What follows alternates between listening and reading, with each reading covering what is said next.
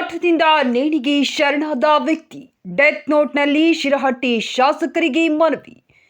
Gadag online ಗೇಮ್ನಿಂದಾಗಿ ಹಣ ಕಳೆದುಕೊಂಡ ಯುವಕನೊಬ್ಬ ಮನನೊಂದು ನೇಣಿಗೆ ಶರಣಾಗಿ ಆತ್ಮಹತ್ಯೆ ಮಾಡಿಕೊಂಡಿರುವ ಘಟನೆ ಗದಗ್ ನಗರದ ಹಳೆ ಡಿಸಿ ಕಚೇರಿ ಬಳಿಯ ಲಾಡ್ಜ್ನಲ್ಲಿ ನಡೆದಿದೆ.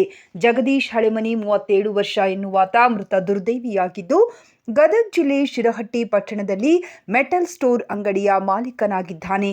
ಈತನು ಆನ್ಲೈನ್ ಗೇಮ್ನಲ್ಲಿ ಲಕ್ಷಾಂತರ ರೂಪಾಯಿ ಕಳೆದುಕೊಂಡಿದ್ದನು ಎನ್ನಲಾಗಿದೆ.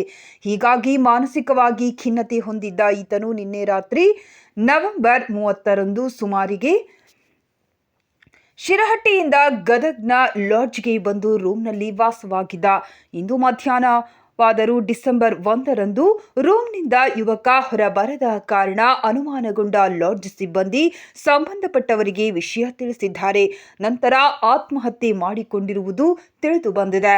ಇನ್ನು ಆತ್ಮಹತ್ಯೆಗೂ ಮುನ್ನ ಡೆತ್ ನೋಟ್ ಬರೆದಿಟ್ಟಿರೋ ಯುವಕ ಸರ್ಕಾರದಿಂದಲೇ ಆನ್ಲೈನ್ ಗೇಮ್ ಬ್ಯಾನ್ ಆಗಬೇಕು ಎಂದು ಒತ್ತಾಯಿಸಿ ಶಿರಹಟ್ಟಿ ಶಾಸಕ ಡಾಕ್ಟರ್ ಚಂದ್ರು ಲಮಾಣಿಯವರಲ್ಲಿ ವಿನಂತಿಸಿದ್ದಾನೆ. ದಯವಿಟ್ಟು ಆನ್ಲೈನ್ ಗೇಮ್ ಬ್ಯಾನ್ ವಿಷಯವನ್ನ ಸದನದಲ್ಲಿ ಪ್ರಸ್ತಾಪಿಸಿ, ಆನ್ಲೈನ್ ಗೇಮ್ಗಳಿಗೆ ಕಡಿವಾಣ ಹಾಕಿ. ನನ್ನಂತೆ ಬಹಳಷ್ಟು ಯುವಕರು ಇದರಿಂದ ಹಾಳಾಗಿದ್ದಾರೆ. ಹೀಗಾಗಿ ದಯವಿಟ್ಟು ಆನ್ಲೈನ್ ಗೇಮ್ ಸರ್ಕಾರವೇ ಬ್ಯಾನ್ ಮಾಡುವಂತೆ ಅಧಿವೇಶನದಲ್ಲಿ ಚರ್ಚೆ ಮಾಡಿ ಎಂದು ಶಾಸಕ ಚಂದ್ರು ಲಮಾಣಿಯವರಿಗೆ ಡೆತ್ ನೋಟ್ನಲ್ಲಿ ಬರೆದು ಮನವಿ ಮಾಡಿದ್ದಾನೆ. ಘಟನೆ ಬಳಿಕ ಸ್ಥಳಕ್ಕೆ ಶಹರ ಪೊಲೀಸರು ಭೇಟಿ ನೀಡಿ ಪರಿಶೀಲಿಸಿದ್ದಾರೆ. ಗದಗ್ ಶಹರ ಪೊಲೀಸ್ ಠಾಣೆಯಲ್ಲಿ ಪ್ರಕರಣ ದಾಖಲಾಗಿದೆ.